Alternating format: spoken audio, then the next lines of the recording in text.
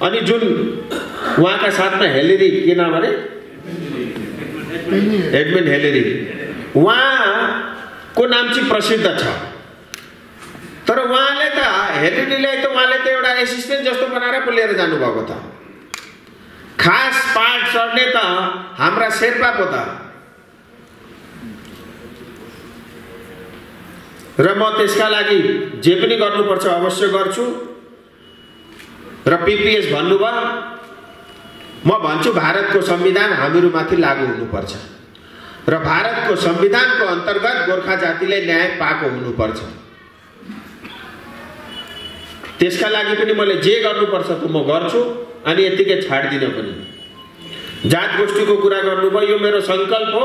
2026 को चुनाव भन्दा अगाडि पार्लियामेन्टमा बिल आएको हुन्छ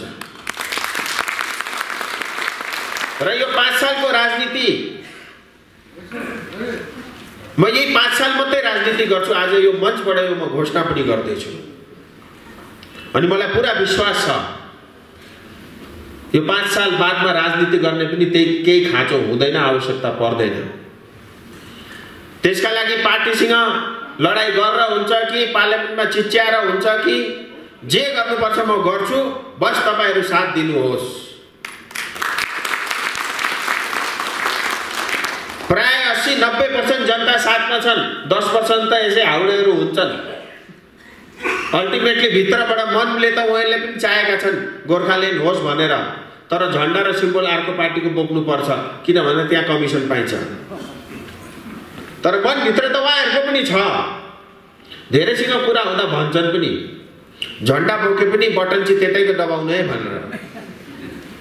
र हामीहरू साथ बस्नुपर्छ किनभने संगठित भयो भने मात्रै शक्ति हुन्छ। अनि जति पनि मैले भने जात गोष्ठी 2026 भन्दा पहिले पार्लियामेन्टमा बिल आउँछ, समाधानका लागि हामीले धेरै सङ्घर्ष गर्नुपर्छ यो 5 सालमा पनि, याद राख्नुहोस्। आन्दोलन गर्नु पर्ने अवस्था पनि आउला, त्यसका लागि तपाईहरु तयार रहनुहोस्। तर सबै रणनीतिको रूपमा हुन्छ। त्यसका लागि हामीहरू सबैलाई एउटै प्लेटफर्ममा ल्याएर साथमा राखेर रणनीति तयार गरेर हामीहरू काम गर्नु पर्यो भने पनि गर्छौं।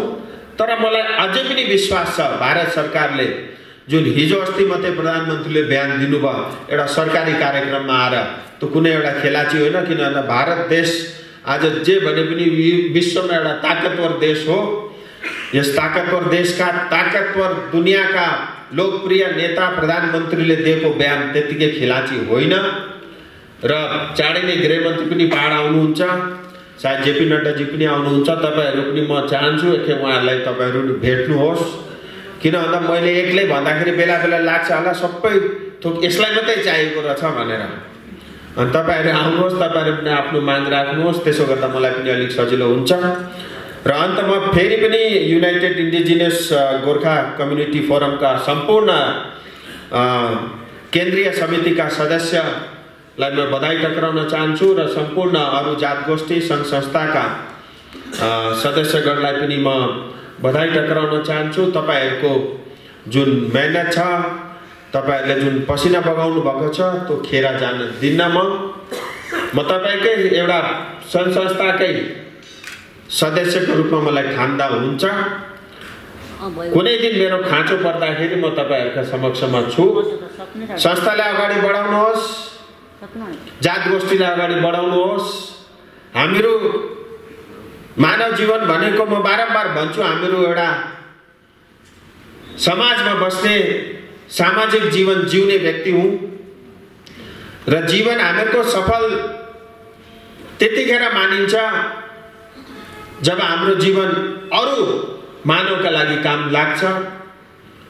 र यो हामीहरूको एउटा ठूलो उत्तरदायित्व पनि हो समाजको प्रति, आफ्नो माटोको प्रति, आफ्नो क्षेत्रको प्रति, आफ्नो मान्छेको प्रति। त्यसमा हामीले अगाडि बढाउनु पर्छ र यसरी नै तपाईहरु फल्नुहोस्, फुल्नुहोस्, अगाडि बढ्नुहोस्। म हर समय हरदम तपाईहरुका साथमा यसरी नै उभिएको हुन्छु। जय हिन्द, जय भारत, जय गोर्खा। पहली बात तो हमको ये समझना होगा कि इस बार का जो मैनिफेस्टो है इससे पहले की तुलना में वो अलग ढंग से प्रस्तुत हुआ है। इस बार के भारतीय जनता पार्टी के मैनिफेस्टो में जो चार्टर ऑफ डिमांड होता था हमेशा, वो उसमें कुछ भी नहीं है। 2047 को ध्यान में रखते हुए विकसित भारत की नींव रखने की उस दिशा में बनाया गया मैनिफेस्टो है। और इसमें सिर्फ दार्जिलिंग स्पेसिफिक नहीं, पूरे देश भर में भी जो चार्टर ऑफ डिमांड होते थे, जो हमेशा मैनिफेस्टो में जिस तरह से आता था उस तरह से नहीं आया है। लेकिन इसका ये अर्थ देना कि मैनिफेस्टो में नहीं आया इसका मतलब जो है कुछ भी नहीं है, ये गलत होगा। मैं फिर जिम्मेदारी के साथ कहता हूँ, 20 दिन अभी हुए नहीं है, प्रधानमंत्री जी ने स्वयं ये कहा है कि जो है हमारे जो समाधान के हम बहुत निकट है और जल्दी उसका समाधान होगा। तो इसलिए मैं आपके माध्यम से समस्त जनता को ये कहना चाहता हूँ, आप निश्चिंत रहिए, ये मेरी जिम्मेदारी है। और ये 5 साल जिसमें जनजाति भी होगा और स्थायी समाधान होगा, वो भारत के संविधान के अधीन होगा।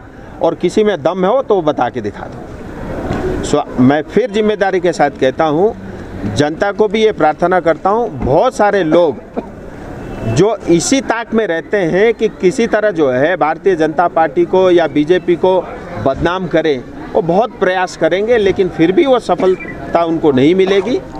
और इस बार का मैनिफेस्टो चार्टर ऑफ डिमांड के लेकर के नहीं है, वो विकसित भारत को ध्यान में रखते हुए उसमें महिलाओं की बात की, युवाओं की बात की, किसान की बात की और जो है श्रमिकों की बात की। इस तरह से अलग अलग हिस्सों में 2047 को ध्यान में रखते हुए बनाया हुआ मैनिफेस्टो है। आपने कहा 2026 तक एससी स्टेटस का बिल आएगा, आप लाएंगे? मेरा राजनीति 2024 से 2029 ये आखिरी 5 साल मेरे राजनीति के होंगे, उसके बाद मैं राजनीति भी नहीं करूंगा। और 2026 से पहले जनजाति का बिल पार्लियामेंट में मैं पेश करूंगा, ये मेरा जनता से संकल्प है। और स्थायी समाधान चुनाव के तुरंत बाद एक कमेटी का गठन होगा, जिसमें हमारे राजनीतिक दल के सदस्य भी रहेंगे, कुछ इंटेलेक्चुअल लोग ऑलरेडी कुछ लोग जुड़े हुए हैं, कुछ और भी उसमें जुड़ेंगे, कुछ संविधान के ज्ञाता भी होंगे। उन सब को लेकर के और इन सब को लेकर के जो एक कमेटी का गठन होगा और उसमें वो काम करेगी, क्योंकि उनमें काम करने में उनको भी समय लगेगा।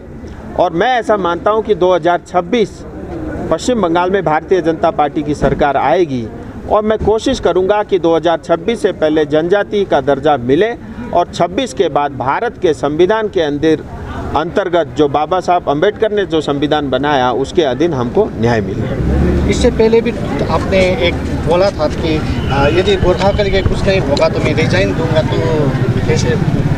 अच्छा है ना, गोरखा के लिए नहीं होगा तो मैं रिजाइन दूंगा, वो आप ठीक बोल रहे हैं। लेकिन अगर मुझे पता है हो रहा है और मैं नहीं रहूँगा तो शायद ना हो, इसलिए मुझे दोबारा राजनीति में आना पड़ा। और मैं कहता हूँ पहली बार शायद मैं जो है मतलब एक इच्छा होती है लोगों की, लेकिन इच्छा से नहीं, इस बार जनता ने मुझे 4 लाख ज़्यादा वोट से जिताया। ये मेरी जिम्मेदारी बनती है, मेरा फ़र्ज़ है मेरे समाज के प्रति, इस क्षेत्र के प्रति, दार्जिलिंग तराई डूवर्स की जनता के प्रति, यहाँ रहने वाले गोरखा, राजवंशी, आदिवासी, बंगला भाषी, हिंदी भाषी, उन समुदाय के प्रति ये मेरी जिम्मेदारी है, इसलिए अपनी जिम्मेदारी को पूरा करूँगा। अमित शाह जी कब आ रहे हैं? अमित शाह जी आएंगे, योगी आदित्यनाथ जी का चल रहा है, लेकिन क्योंकि अभी फर्स्ट फेज़ का चुनाव चल रहा है, हमारा सेकेंड फेज़ में है, तो फर्स्ट फेज़ के सभी जो क्षेत्र हैं उसको प्रायोरिटी से कवर हो रहा है। और जितना अभी सुबह बात हुई थी, टेंटेटिव शायद 20 तारीख को योगी आदित्यनाथ जी कालिम्पोंग आएंगे और 21 तारीख को मिरिक में जो है सतपाल महाराज जी का तय हुआ है। और उसके अलावा गृह मंत्री जी स्वयं आएंगे। प्रधानमंत्री जी की भी मैं चेष्टा कर रहा हूं, लेकिन बहुत सारे सिक्योरिटी रीज़न के कारण कई बार दिक्कत आता है। और कल गोरुबथान में अनुराग ठाकुर जी आ रहे हैं और आज ही मेरी बात हुई है अपने अरुणाचल के जो है सांसद और मंत्री जो है किरण रिजिजू भी आएंगे और तमाम लोग हैं। अभी चल रहा है, मुझे लगता है 1-2 दिन में एग्जैक्ट डेट और नेता का नाम तय होगा। अगर 26 तक भी कुछ नहीं होगा तो फिर आप इलेक्शन में जाएंगे? 26 में बात करेंगे, नहीं इतना जल्दी आपको क्या है, अभी तो 2 साल पड़े हुए हैं, इसलिए निराश मत होइए, नेगेटिव मत सोचिए, सब अच्छा सोचिए, अच्छा ही होगा। करने के लिए मैं हूँ ना। कोई नेता देखता है जो जिम्मेदारी अपने कंधों पे लेके घूमता है, यहाँ तो दूसरे पे चिपका देते हैं या पार्टी का विरोध करके कुछ नहीं देगा बोल के फिर भी राजनीति करते, मैं उनमें से नहीं हूँ। ना मैं पार्टी का विरोध करूँगा, ना मैं सरकार का विरोध करूँगा।